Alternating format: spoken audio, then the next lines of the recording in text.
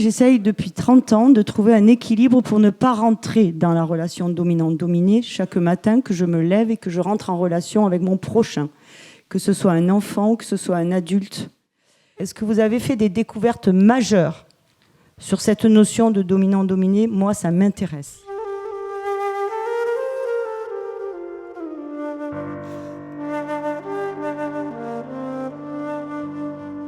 Il existe des sociétés sans éducation. Elles ont existé chez nous puisque l'éducation est un terme qui apparaît vers 1550. Avant, il n'y avait pas d'éducation. Le mot apparaît en anglais et en français en 1500. Et jusqu'en 1750 à peu près, il signifie nourrir des vers à soie. Donc jusque vers 1750, on n'éduque des vers à soie. Et l'éducation des vers à soie se prolonge jusque vers 1950 à peu près.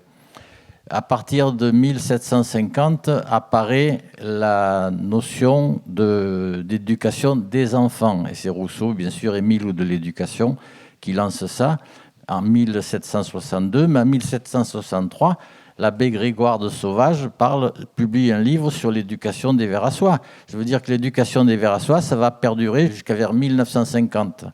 L'éducation des enfants, ça commence donc vers 1750 à peu près.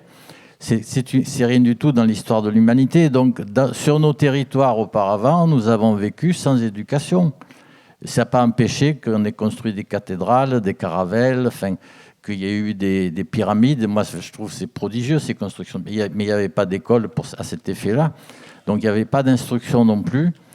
Le deuxième cas de figure, c'est que dans le monde actuel, il existe des sociétés qui n'ont pas d'éducation et ces sociétés se situent en général... Alors, ce n'est pas toutes les sociétés dites premières, hein, parce que certaines sont très hiérarchisées, mais il y a quelques sociétés qui n'ont pas d'éducation, mais bien évidemment, on ne peut pas les connaître forcément dans notre monde. Et les ethnologues qui y vont décrire ça en termes qui sont les nôtres. Et la troisième situation, ce sont, dans nos sociétés avec éducation, et la nôtre en particulier, des familles qui n'éduquent pas. Donc il y a trois situations dans lesquelles il n'y a pas d'éducation. Historiquement, chez nous, avant 1750. Actuellement, ailleurs que chez nous, notamment dans la Zomia, qui est un arc où sont pas mal de peuples qui résistent justement à l'État, entre autres, puisque l'État est une structure, bien sûr, de type éducatif, c'est-à-dire avec un dominateur et des dominés, un administrateur et des administrés. Et la troisième situation, c'est dans nos sociétés avec éducation, des familles qui n'éduquent pas. Et si vraiment ça vous intéresse, venez à 15h30 voir le film avec André Stern. Il n'a pas été éduqué